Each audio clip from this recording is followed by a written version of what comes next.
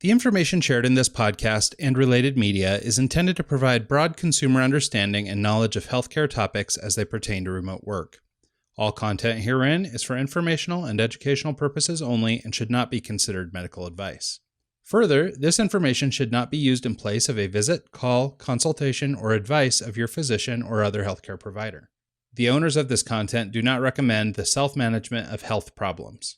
Should you have any healthcare-related questions, please call or see your physician or other healthcare provider promptly. You should never disregard medical advice or delay in seeking it because of something you have seen or heard on this podcast or read in related media. If you think you may have a medical emergency, call your doctor, seek professional help, or call 911 immediately.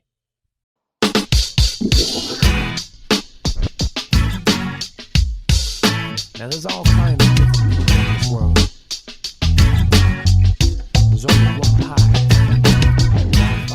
Hey everyone, and welcome to the Team Made Apart podcast Mental Health Series. I'm your host, Ryan Rogar.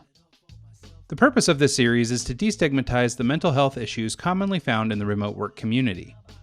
We have partnered with doctors, therapists, counselors, and other mental health professionals for a series of in-depth discussions on a broad range of topics, ranging from isolation and depression to crafting meaningful relationships with others, and maybe more importantly, with ourselves.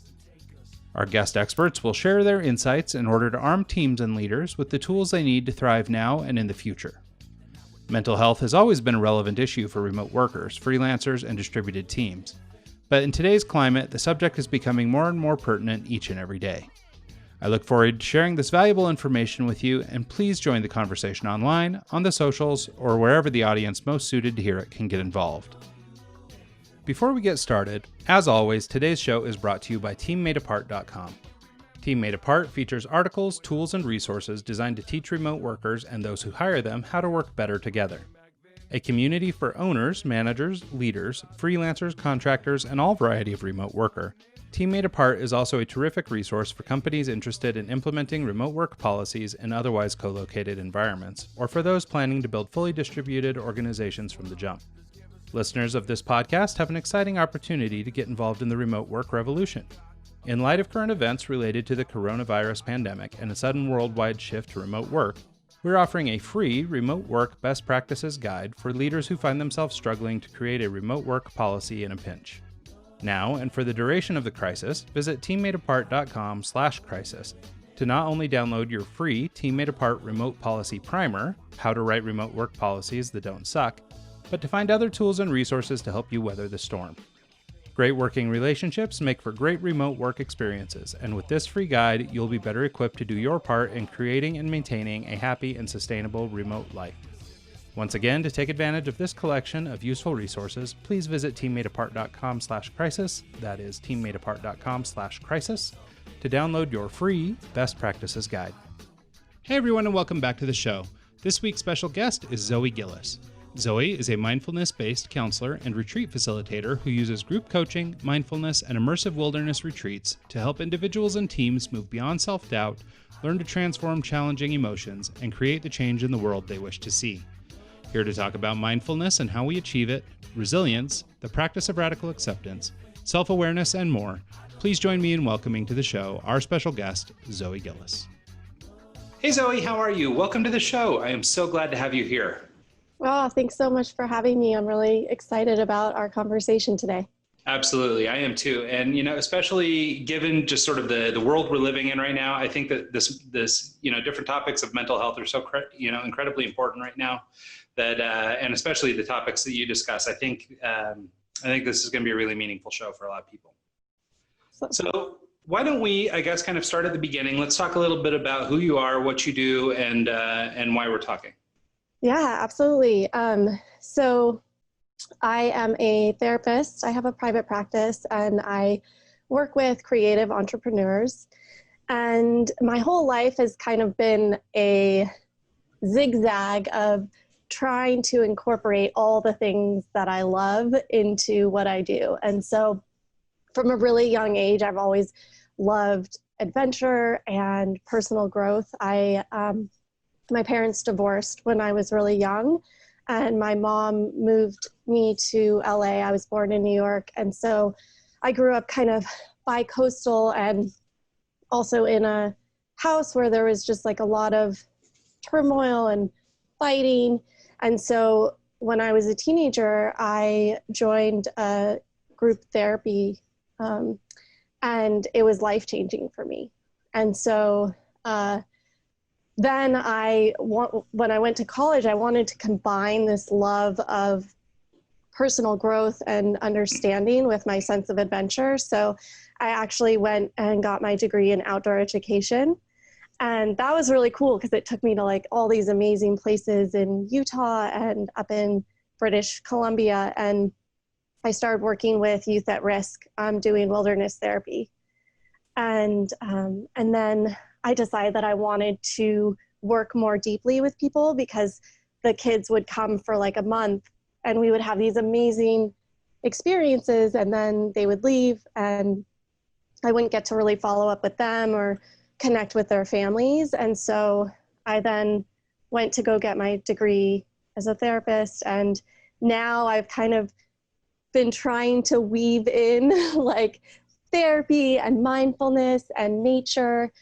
So before COVID hit, I was doing wilderness retreats. And that was like one of my favorite things to do, because I just think there's so much healing power in nature, and also in coming together in community and like sitting around a fire. It's so ancient. And so, so that's a little bit about my journey. Oh, that's awesome. Well, no, I love the meander you rode. And as a creative entrepreneur myself, your story sounds a lot like mine in terms of trying to kind of stick everything you like doing together into this big ball, and be able to live the life you want to live. And so I think that's a pretty incredible thing. And the fact that you've been able to sort of pull it off, evolve and change as you grow, and as your interests change, I think that's all a really incredible thing. That's very cool. So that's a great journey. So let's talk a little bit about, first of all, you mentioned group therapy. I don't know that everybody really knows what that is. Do you mind talking a little bit about what that is, or how you engaged with it and why it was so effective for you? Yeah, sure. So there's a couple different pieces in there. I'll start with my own personal experience. So like I said, when I was a teenager, I had an individual therapist, and she suggested that I join this group. And the group was between ages like 15 and 30 at the time. So it was a wide age range. And like I said, I grew up in a house where there was a lot of fighting, and basically fear and hurt and care often all were expressed in anger. And so that's how I learned also to express, a whole range of emotions. And so I joined this therapy group, and what was so powerful about it for me was to be able to have people offer me feedback about how I was affecting them. So like how, when I was hurt, instead of being able to communicate it like that, I would, get really mad or like push them away or act out or pull away and, kind of distance myself. And so to have a group of people tell me what I was doing and do it in a really loving way was so powerful, because I think before that point, I didn't really get that somebody could be offering me feedback from a place of love. Like it always felt like it was a personal attack. And so what group helped me do was be able to kind of separate that out and see that people could want to be closer to me and be telling me that from a positive place. Okay. And maybe I should actually take kind of like half a step back. So you said you started doing group when you were quite young. Like, how did you even know it was a thing? Like, for example, there's still kind of a lot of stigma around therapy. Some people don't know when to go or if they should go, or, maybe it feels uncomfortable to go because of, I don't know, the way you were raised or whatever. What gave you sort of the open mind enough to be able to look at therapy as even an option as a young person? Well, my therapist actually came to give a talk at the school that I was at. And I just basically fell in love with her in that moment. Like, she swore, and she was, just like really gave me this feeling that it was okay to be wild and like have fears and have anger, but and also be really loving. And so I chased her down and basically begged her to let me come to therapy with her. So I think I kind of, got lucky in that way. And then she suggested the group therapy. Yeah. But now, so there's different kinds of groups. To give a little bit more background about just group therapy in general, sometimes there are groups that are around a specific topic. So like an addiction group or, and there's also a difference between support groups versus what are called process groups. So I offer both, but process groups tend to be longer term, and people come and they go weekly. And those groups are really about interpersonal relationships. And the reason they're longer term and we meet weekly and it's the same people is because it takes that time to kind of build the trust and be able to like share your whole self and your deepest, darkest secrets. That trust has to be there. And so process groups are really about learning how to be in relationship even when there's conflict. And so, for people who tend to be more confrontational, it's an opportunity to practice sitting back more, learning how to express themselves differently. And then conversely, for people who tend to be have a harder time speaking up, it's an opportunity to, practice saying how they feel, or if they're hurt, or if something annoys them. And I think there aren't a lot of spaces in our culture where we get to really play with, practice, explore different forms of communication for ourselves, and to try like different behaviors and different ways of communicating something in a safe environment. So. Yeah, no, I think that makes a lot of sense. I mean, obviously for a lot of people, they don't practice this kind of thing a lot, being willing to open themselves up and talk about something or to, expose their fear or their anger or their whatever. And so I think it makes a lot of sense to me that having an opportunity to go practice it in sort of a safe environment would lead to your ability to be able to share more freely with the people you need to, when you're out on your own or in the wild a little bit. Yeah. So I wondered if you would talk about those. So you sort of touched on that aspect of group being about interpersonal relationships. I have been thinking a lot lately about sort of the idea of the role of the intrapersonal relationship versus the interpersonal relationship and how much, the two sort of interplay with one another. And so the idea is, or at least my thoughts on the idea are that in order for us to have a successful interpersonal relationship, we need to begin with an intrapersonal relationship that's meaningful. And I think for a lot of people who struggle and, from some of the common ails that tend to be apparent in remote work and, in and around communities that work independently a lot, it's a lot of isolation, it's a lot of depression, it's a lot of these kinds of things that come from sort of being out on your own all the time. And I think what ends up happening is if you don't have a strong relationship with yourself, for example, maybe you don't have the confidence to feel good about your role at work, or you maybe don't feel good about the work you're producing because you're not getting feedback from others.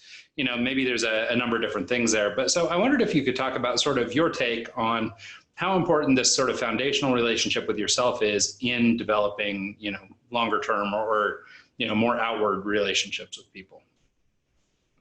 Yeah, I think it's essential. And I know that for me personally, my lifelong journey has so much been connected to how I talk to myself and the relationship that I have with myself.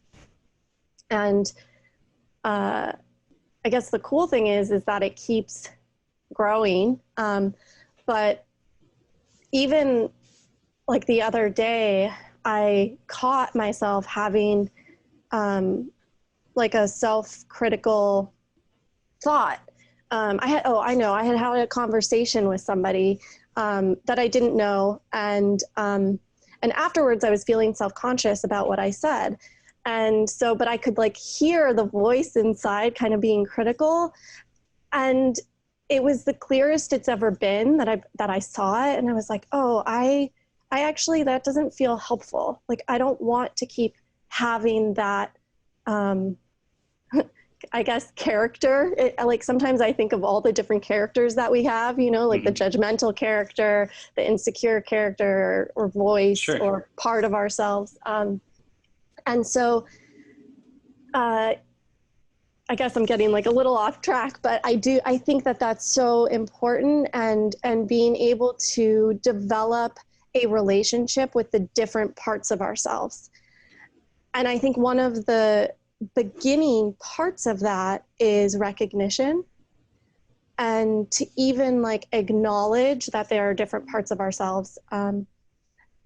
And I think what helps us do that is just cultivating the part of ourselves that is curious, kind, compassionate, so that when we meet parts of ourselves that are more challenging, we've developed kind of that voice or that way of being with the parts of ourselves that are really difficult. Yeah, I think that makes a lot of sense. And there's a couple things that you touched on that I would love to unpack a little bit. The first thing I want to mention that I'm reading a book right now called Radical Acceptance. I think you know it probably. I saw in your background that you had been sort of certified by a group of people in meditation techniques. Yeah. With Jack Kornfield and Tara Brach, who's the writer of that book.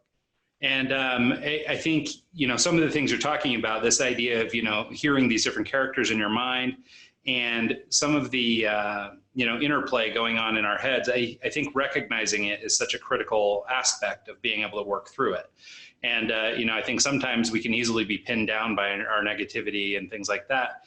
But by recognizing them, and I think it was in her book, or maybe I've heard this somewhere else, is this joke about sort of, giving it a funny voice or something. Right. Uh-huh. So when you've got this negative self-talk going on, you can sort of assign this silly voice to it, like a cartoon character type voice or something to it. Yeah. And so when it's telling you something, really critical or kind of negative or whatever, it just sounds ridiculous. So it's like, how much could I pay attention to this really?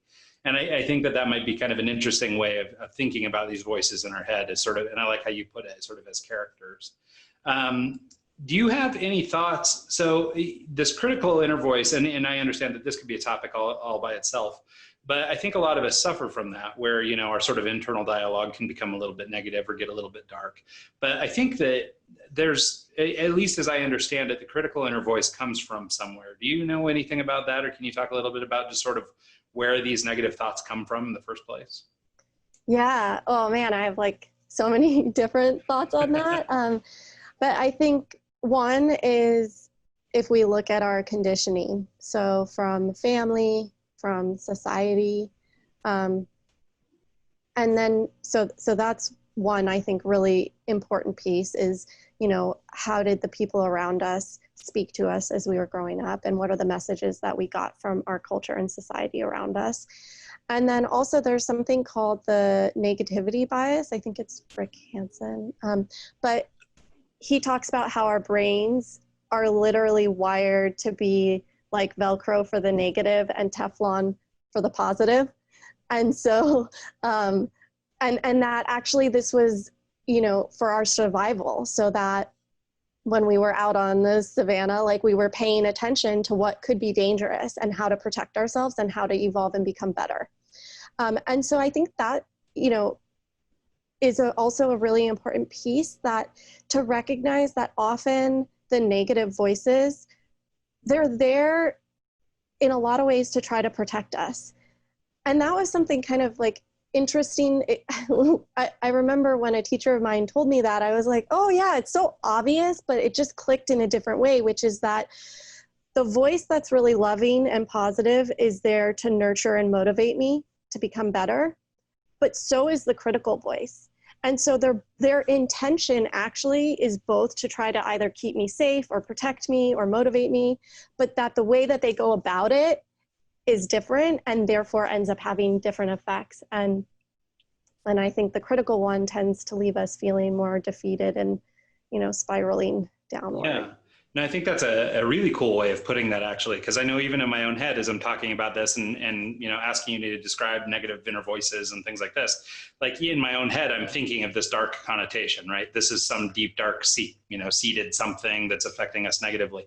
I hadn't thought to frame it that way. And I know that some, or at least in the little bit of research I've done, I know that sometimes that can come from parents, other things like that. So there are definitely external sources that could be providing this negative voice.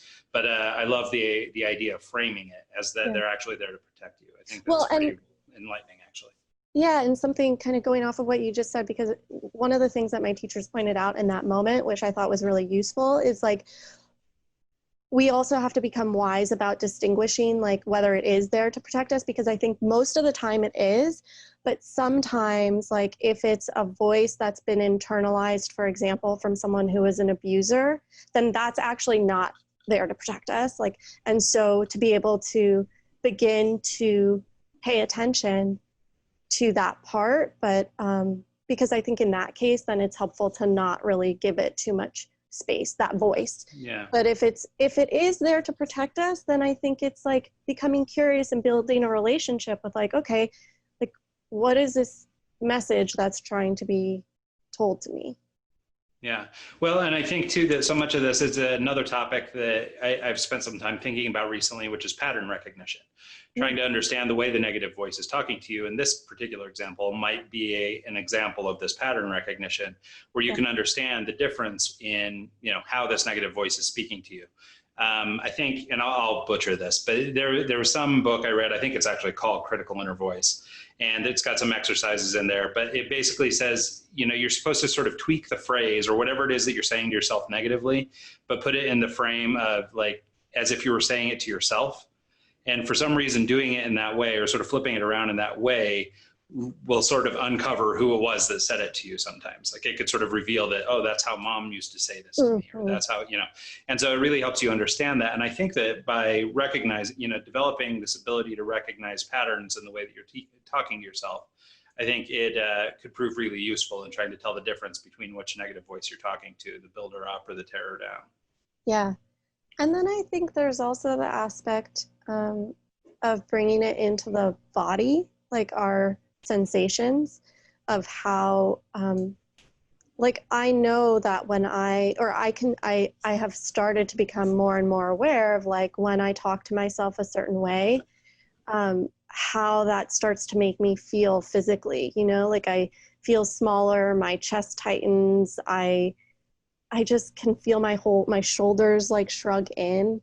And so I think also beginning to have a relationship between like not only our thoughts, but also like our bodies and our hearts and our breath and all of those things that become affected too.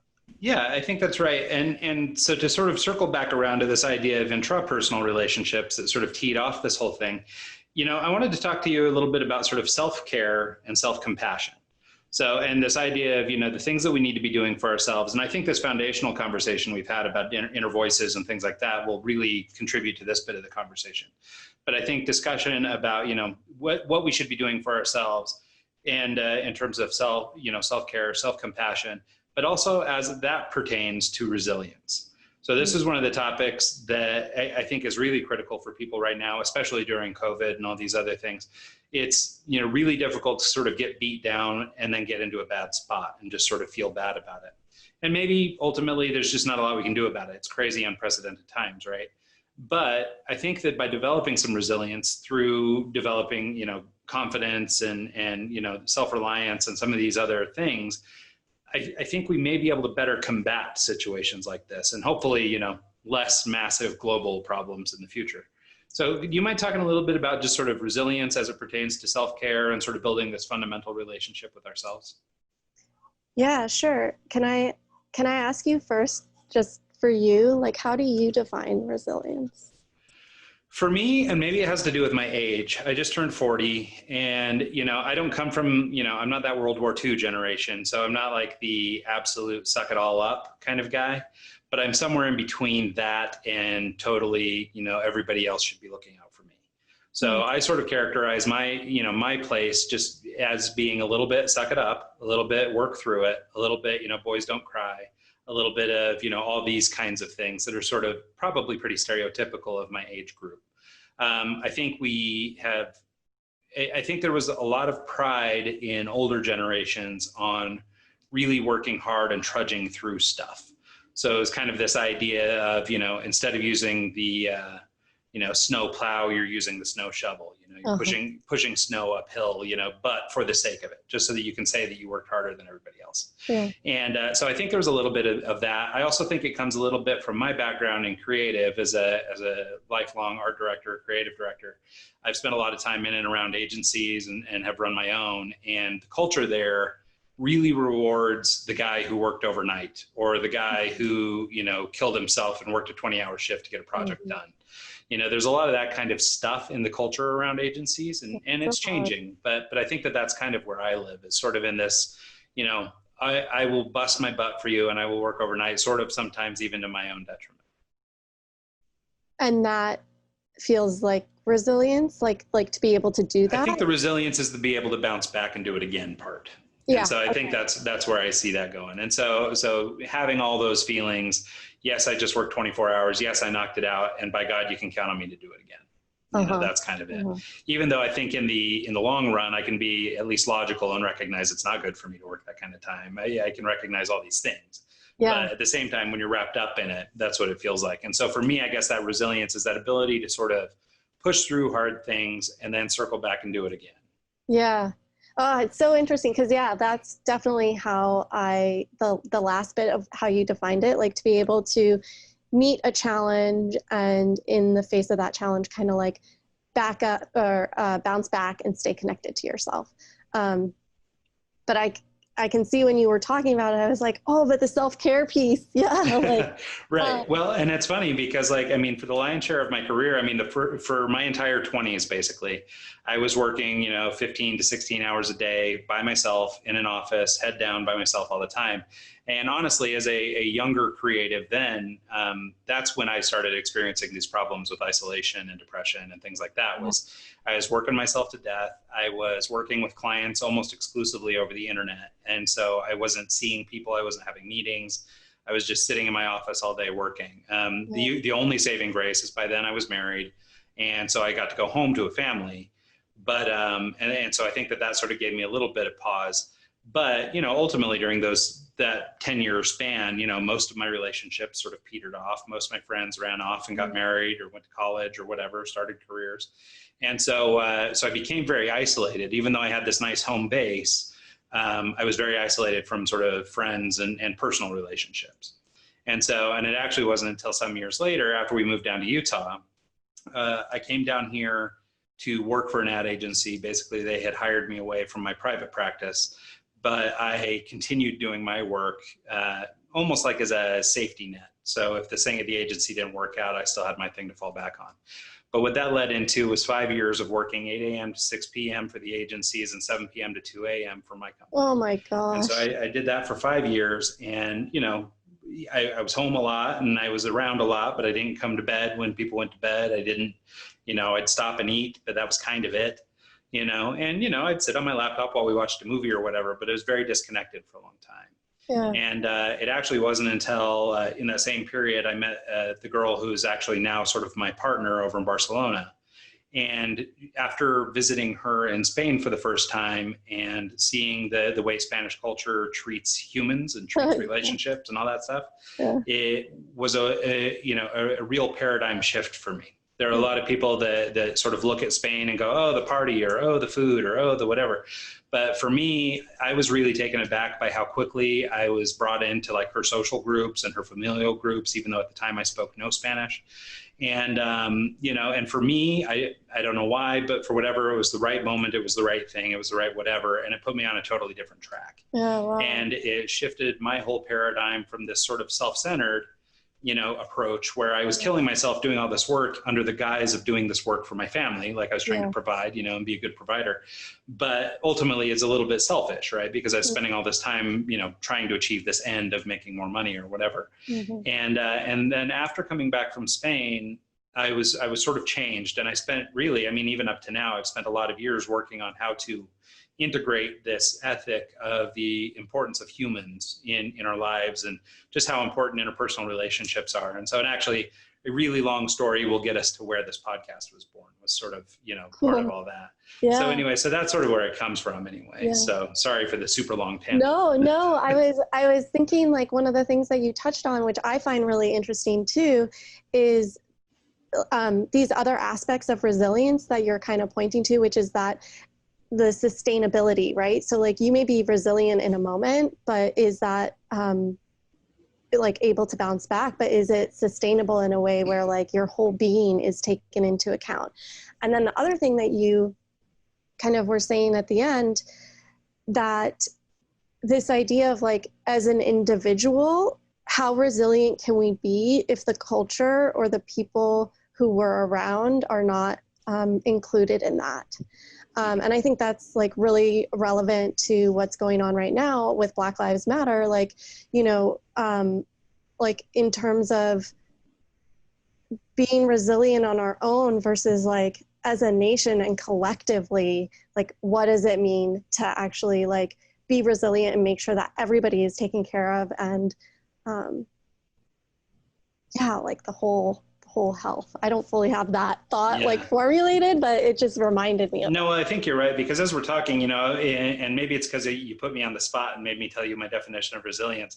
But the other aspect of resilience that I think of a lot is, it's still bouncing back, but it's a little different. It's more this ability to kind of weather a storm, right? And sort of not get yourself all wrapped up in sort of the dumps or whatever. And so it has less to do maybe with this physical energy, the ability to plow the field and then come back and plow it again tomorrow.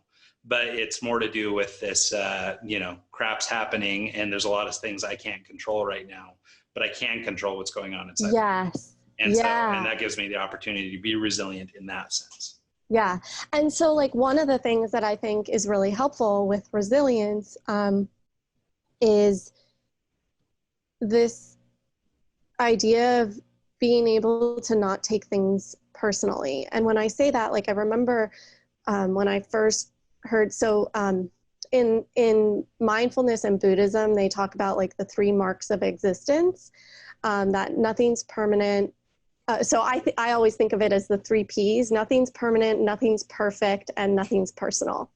And the personal part, I was always kind of like, oh, I don't know, because like things, but what I take that to mean now is that like, it's not just about us, like we are part of a larger collective. And so like, even for example, going back to what we were talking about in the beginning, that, the fact that I had learned how to express things in anger in my family, like, yes, that was personal to me, but also like, it's not personal. Like that was a whole like lineage of trauma that happened in my family and got passed down. And so that in that way, it's not personal. And so I think like with resilience, it's like being able to be in a storm and go like, okay, like these are the things that I have control over, and this is what I don't have control over. And how can I relate to what's happening in a way that's going to be helpful? Yeah, no, I think that's great. And it's one of the things that I sort of credit to the agency business, despite all the sort of the negative things. One of the more positive things that happens in a creative agency, for example, is this act of critique, right? So you've done some work and you take it in front of a group of people, and this group of people are going to tear it to shreds. And what it does is allows you to sort of separate yourself from the work you did, and allow you to have some people look at it objectively and give you feedback in one way or another. Generally speaking, people will try and be kind. They're not just trying to hurt you for the sake of hurting you. But, after years and years and years of doing this, you become pretty darn good at taking feedback, taking criticism, and you can sort of keep that external, right? They're not attacking me as a human. They're saying, oh, well, you could have done this better. Maybe your lighting could have been better, or maybe you could have done this or that better, but it's all from a good place, right? It's this idea of how do we make things better for people. So I really like that idea, especially of your 3 Ps, this one about not taking things personally. I think there's also a real aspect in society where we think people spend a lot of time thinking about us. And, all the bad things they're doing to us, and how dare they, society, whoever, do this or that to me. When the reality is most people are pretty caught up in their own business, and they're not really paying that much attention to you. So, Yeah. so I think that that's a great thing to think about, is sort of this idea of not taking things too personally. It's also like, that's one of the things that I think group is so great about, is being able to, like feel really like maybe triggered is one word, or like activated, and still like be able to hear what other people are saying and take feedback and kind of practice that interplay of like taking care of yourself, but also hearing the other person. And I also think like, I think right now, just to kind of bring it to what's happening in our world collectively at the moment, like, as a white person, I also think it's super important in this moment of time for me to be able to like hear feedback, like look at like my part in this larger whole, because I know like for a lot of my clients, like one of the things that's coming up is like feeling, like they're not doing enough, or like there's something wrong with them and they're horribly wrong, and like feeling so guilty and so awful. And I think it's really important to be able to like hold the pain of like, maybe if we've hurt someone or made a mistake, to be able to hold that with enough strength to not collapse. Yeah. Well, and I think especially right now, it's kind of stuff upon stuff, right? Yes. I mean, it's, we've all been struggling for months now with isolation and things as a result of COVID. And then, for the brief weekend that everybody's back out, protesting and all this stuff, it seems to be piling on. Yeah. And so, and much. then, and it's fueled by negativity in the media and negativity, all over in the social channels and all this stuff. And so it's really easy to, fall victim to overwhelm and things like that. And so I think it is great to maybe, figure out how to navigate that in a healthy way. Yeah. And so maybe this is a good segue into the idea of mindfulness and spending some time talking about that. I think it's one of these words that kind of gets bandied around a little bit. I think it's, kind of everywhere. And depending on which camp you're in, it's either super hippy dippy or it just means to be thoughtful and introspective. So I think there's a lot of range in mindfulness, but I wonder if you talk a little bit about what it means to you and sort of how people can implement mindfulness practices into their day-to-day to maybe work through problems like what's going on today. Mm-hmm. Totally. Well, I think mindfulness, so the really common definition that's used is John Kabat-Zinn's definition, which is paying attention on purpose, moment to moment, non-judgmentally. And so I think there's two important components of mindfulness. There's the act of paying attention to what's happening in the moment. And then there's also the quality of attention that we're bringing, because we could be paying attention to something, but, like hating it or being really judgmental. And so I think both pieces are really important to pay attention to. Okay. Yeah. So I think you're right. And I think it does go back a little bit to what we were talking about, sort of self-care and self-compassion. It's this idea of being purposeful in the attention that we're paying for different things. And intention is one of these words I throw around a lot, but it's sort of this idea of, doing things on purpose. Yeah. So I really like that as part of this sort of, exploration of mindfulness.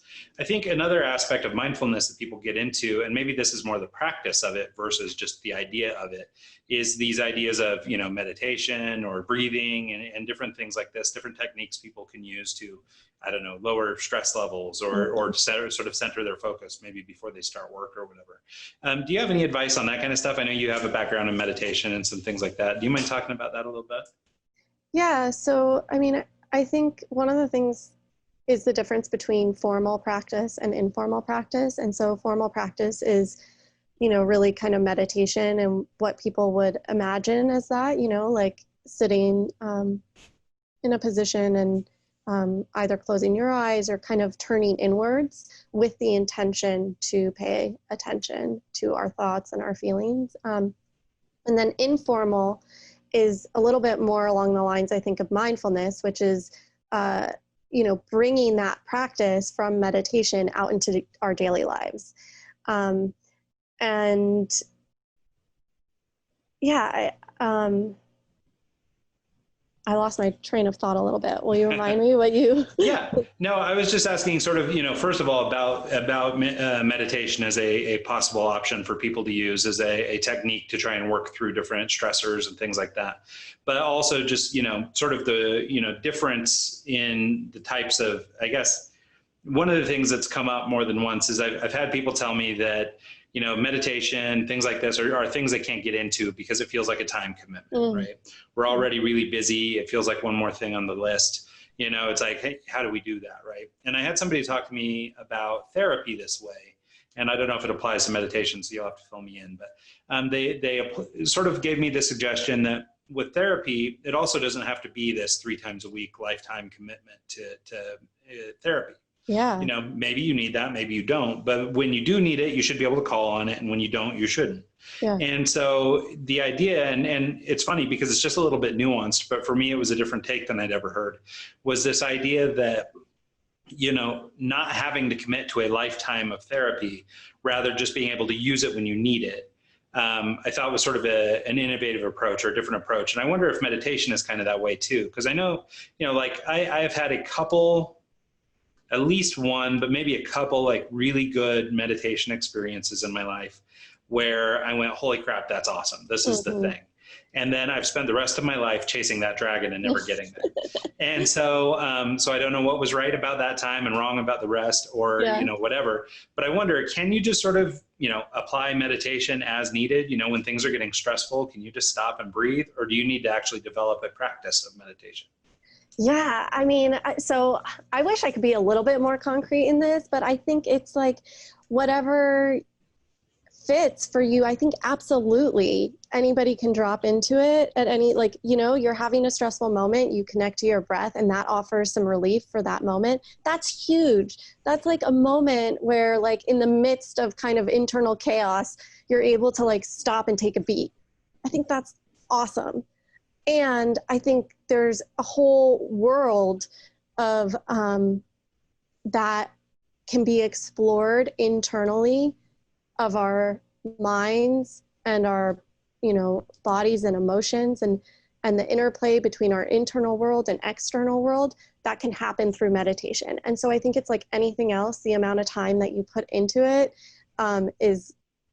it's also like one of those things, like, if you try to, so I was a gymnast for a while and, in the beginning, I was like, oh my God, like I conquered, I was really young, but I conquered like a cartwheel, but it can go so far, like by the end I was doing cartwheels with no hands on the balance beam. So like, do you know what I'm trying to say? Yeah. Like in the beginning, you don't even know what you don't know.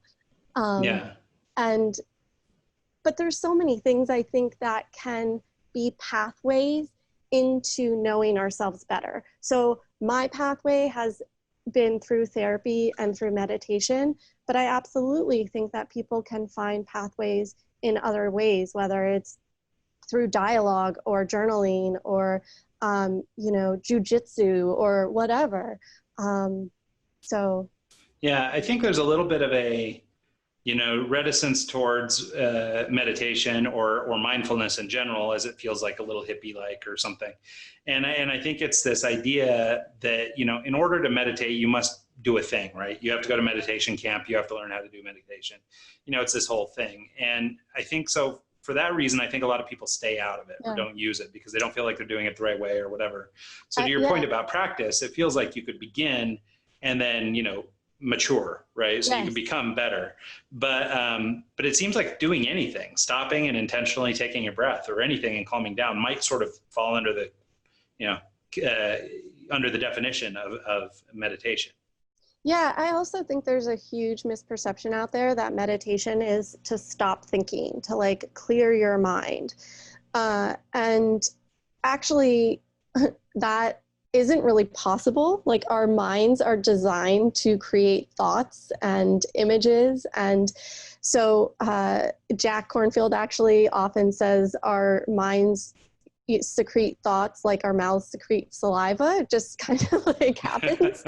And so that actually the practice is not to get rid of thoughts, but to become familiar with what our thoughts are and to be able to see them and decide whether we're going to kind of follow that thought and jump on the train, or just kind of let that thought arise and then pass away.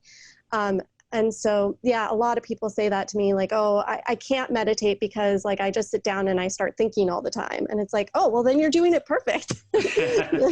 Well, and I think that's it, right? I mean, back to our ideas of resilience and self-care, self-compassion, all this thing, so much of it is deciding what to do with those thoughts when they pop into your head. Yeah. And I think it was Bruce Lee that said, be like water, be this idea that you're sort of freely flowing and, going in and out of thought and things like that, but you don't necessarily have to stop and hang. And, I know for me in my personal bit, I have a hard time not stopping and hanging on thoughts or catching a thought and then just riding that wave and going nuts and going down that tangent. And, for good or for bad, it's not always a negative thing, but, like that's just sort of the way my mind works. I think it's the way all of our minds works. And that's why that's the practice, right? Like, because it is really kind of like a muscle. Yeah. Well, that makes sense, right? I mean, how could you expect to have it all figured out from the first go, Yeah. So. Well, and even, I mean, I've been meditating, I'd say consistently now for 2 years, but off and on for maybe 10. And I have some days where I sit and I'm like, oh my gosh, like my mind is going crazy. And so I think, it's learning to even just notice, like, and be with the different states that as humans we all experience, like agitation or dullness or tiredness or boredom. It's like, it's less to try to control those states and more about becoming familiar with them. Like, what are the qualities? What do the, like, I remember I had this time once where I was meditating and the garbage truck, like, dropped something outside, or there was a loud bang and it scared me. And so my whole nervous system kind of like jumped, and I was so peaceful before that. And then I watched as my mind went to like all these fears about like the future and my job. And, and I was like, whoa, that physical fear sensation just triggered all of this thought loops. So it's like, it's just to have those moments of seeing what happens. Well, yeah. And I think what I like about that little anecdote, by the way, is this idea that, life still happens. Like, even if you're trying to meditate, like life can happen. Right. And so, yes, you might get interrupted, or yes, your kid might come busting in, or yes, a coworker might, throw a stapler over the wall, or anything else. But whatever it is, it's okay, I guess, is the thing. And so back to this idea. That's the point, actually. Yeah. And I mean, I guess maybe that's the idea of going back to, your definition of mindfulness, this idea of paying attention on purpose without judgment. Yeah. Is this idea that life can happen, but, in your practice, like, you don't need to judge it. It just is. Yeah. Life just happened, and that's that, Yeah. And so, and I think your awareness or the practice you've been doing is what allowed you to sort of recognize, oh, look how I've been triggered, and look how these things have steered my thought patterns. And I think that that's something we could all sort of work towards, back, circling back again to this idea of resilience and how we can, maybe become more capable of weathering these storms, weathering the dumpster being dropped out back, or, the next pandemic, whatever it happens to be. I think this idea of building that sort of ability to be, I guess, kind of even keeled, to be able to handle stuff as it comes in and out, because you have sort of this mental fortitude that you're allowed to, sort of recognize. You don't need to get all up in arms. Just understand life just happened, and now you need to react, maybe, or you don't, but now you can assess. Yeah. And so, so I think that's really great. One of the things, though, oh, sorry, go ahead. Well, I was just going to say too, like the way that I came to meditation is I was going through a breakup, and I was so sad. Like, I went through a lot of shit as a teenager, but going through that breakup was like the most depressed. I had no personality. I was like, and so I was like looking for anything to make me feel better. And I started listening to Ram Dass and Eckhart Tolle, and it offered me relief. And so I went down that path because I was following what was helping. Like, it made me feel better.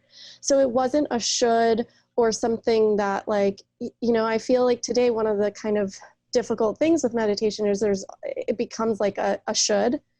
And so then at least for me, I sometimes get rebellious against the things that I'm supposed to do.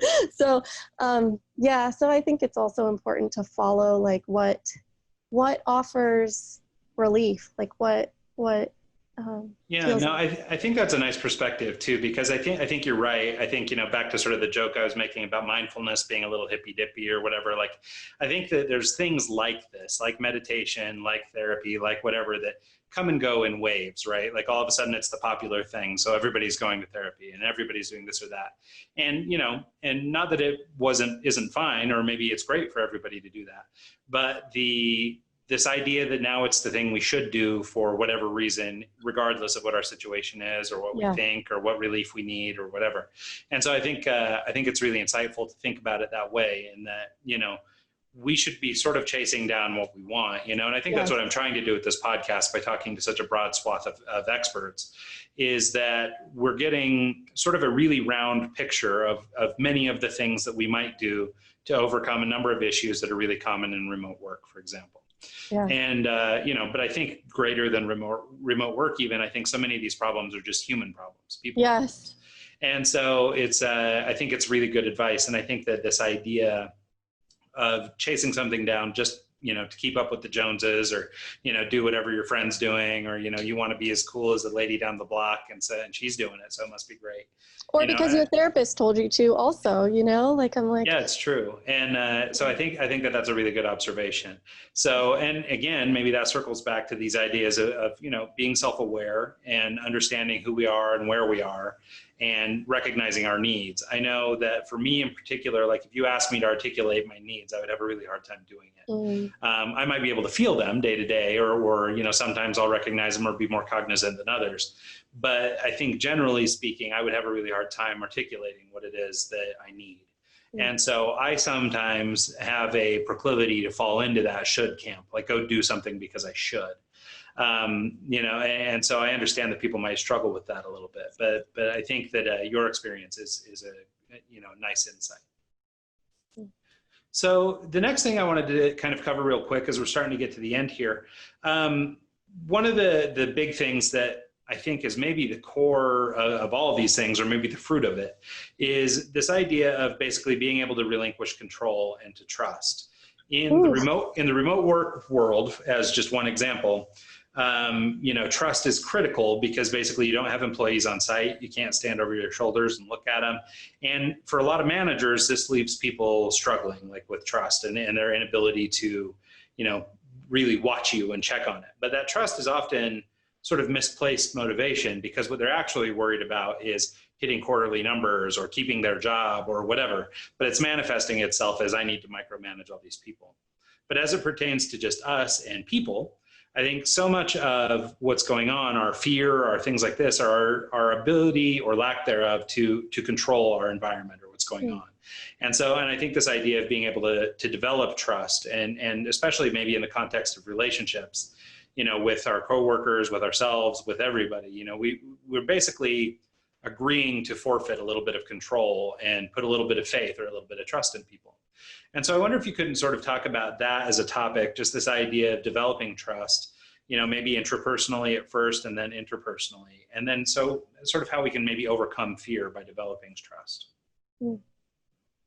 Yeah, I think it definitely touches on a lot of what we've talked about, because I think so much of it starts with developing that relationship with ourselves. So trusting that whatever comes up, like that we can handle it, and that we will be able to make wise decisions, or, weather the storm. And then I think that translates out to the people in our relationships, because it makes setbacks or challenges, or maybe not meeting the mark, I think so much less scary. It's I think when there's trust, we're able to see those challenges as opportunities, as opposed to like failures, for example, opportunities for growth. And I think also, trust is such a broad thing. Like, as you were talking, I was thinking like, okay, well, I think the question I would ask myself is like, what is it that I need to trust? Or what is it that if I trusted, like, what would I get from that?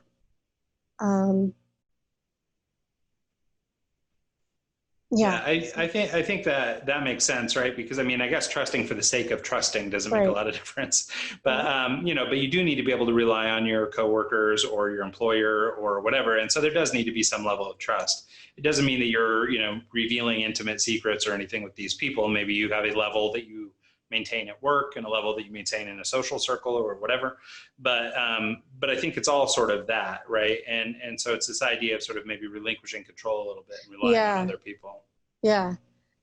Yeah. I think that to me, when I hear it, that sounds more accurate. It's like relinquishing control. And that, of course, relinquishing control is going to bring up fears. And so then it's like, okay, well, what's the fear? Like, what is the actual fear? And then how do I address that fear within myself? So, like, because it's going to be different if the fear is like, well, this person actually hasn't done the task like multiple times. So I'm afraid that if I pull back, they're not going to do it. Like, you know, that is going to require a different action than like they have time and time again done their work. And, but I'm just afraid that something's going to go wrong. And so then I think it's like that internal thing of going like, okay, well, like, what do I need to be able to look back and go like, well, actually, there's a lot of proof that things are going to go right.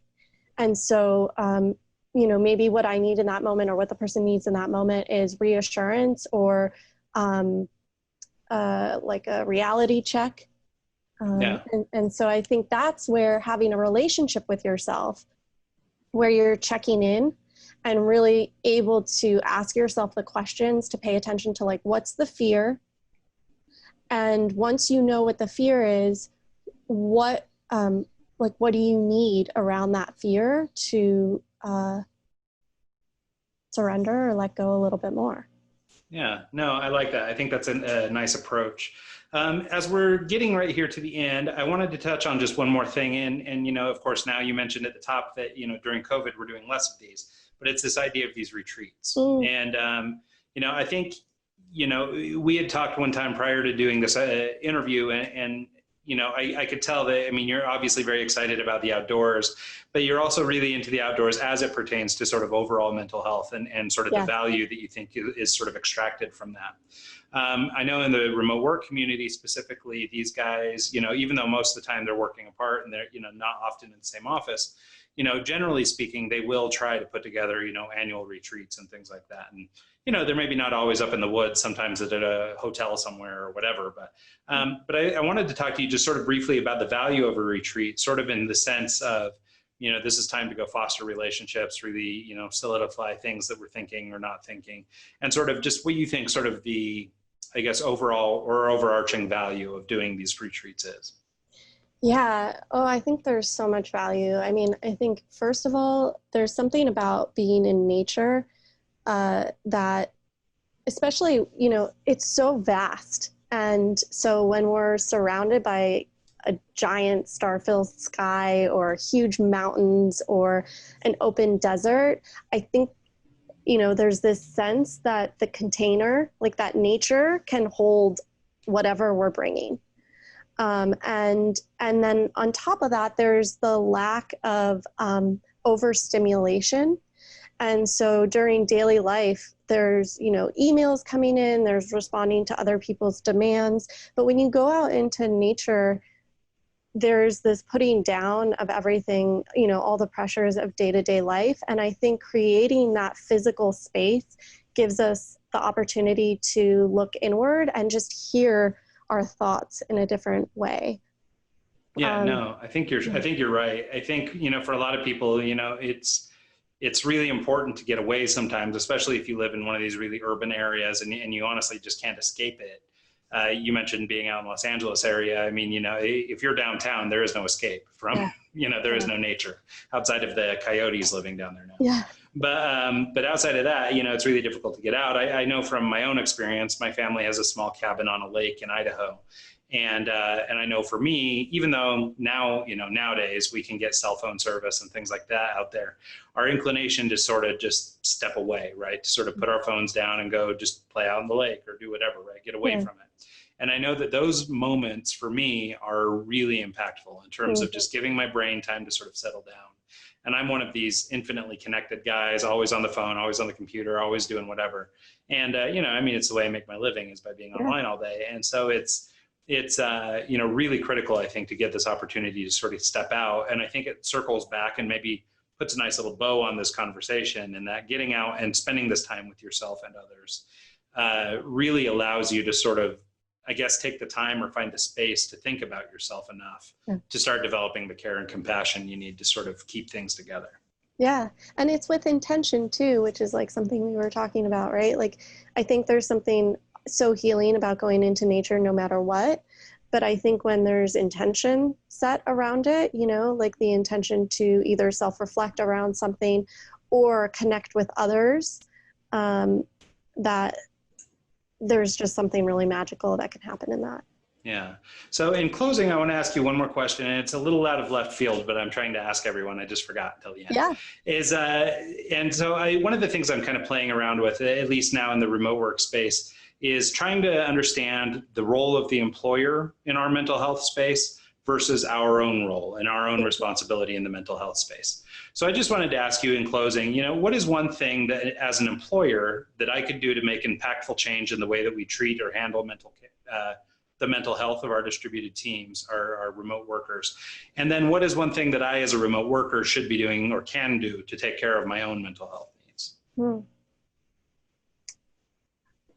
I think that as an employer, I think having really explicit conversations with employees around kind of what we were talking about in the beginning, like feedback, creating space for there to be feedback, and intentional ways that both parties can hear that feedback. And that it's a two-way street, that employers are listening to what their employees are saying. Like, for example, I know right now, like a lot of issues that are coming up around, whether people are wearing masks in the workplace, for example, and what kind of fear that creates. And I think one of the things that I see I tend to work more with the employee side, but is this sense that there's like not even room to say if people, if they're feeling unsafe. And so then I think that, doesn't create a great work environment. Sure. And then I think for employees working at home, I think being intentional around time. So I think it's so easy because the boundaries, like all the boundaries are gone, right? Like there's not you're not clocking in, clocking out. You're not driving to work. You're not in a space that's contained. And so I think creating boundaries, whether it's around time, around your space, so that there are transitions and recognitions of transitions, like this is me starting and this is me stopping, or this is like when I come into this space, this is what I'm doing. I think that's like really important and easy to kind of slip out of, to not do. It's true. Yeah, that's a great example. And I mean, rings especially true to me. I mean, that's my whole thing. I have a very, the same routine every morning, same breakfast every morning, same everything every morning, because that is the routine I've built to start my day. Yeah. And I know, just from lots of conversations with remote workers and digital nomads in every way, shape, and form that people are working isolated. There's a lot of range in what routine means or what, boundaries mean. But, back to my story about spending my whole 20s nose down working all day and night, like that was me with no boundaries, right? And even now I struggle a little bit, but I've come a long way. And I can kind of recognize the difference. And so I think that that's a really critical factor. So thanks for that. That's awesome. Yeah. Well, Zoe, just to sort of wrap things up, where can people learn more about you and your practice, you in general, and how they might connect with you if they have any questions or comments or anything else? Yeah, absolutely. So the best place to connect with me is on Instagram, and my handle is Zoe Gillis MFT. And then you can also check me out on my website, which is zoegillis.com. But yeah, but Instagram's a great way to DM me, or, I would love to connect, and always like to hear what people are up to. Yeah, that's great. Well, yeah, and we'll make sure to include links to all that stuff in the show notes so that people can track you down. Awesome. So cool. Well, thank you so much, Zoe. I really appreciate your time. This was awesome. And I'm really grateful for having the opportunity to sit and visit with you about this stuff. Me It's too. really, Thank you. really great stuff. I don't owe you anything. I don't know you anything.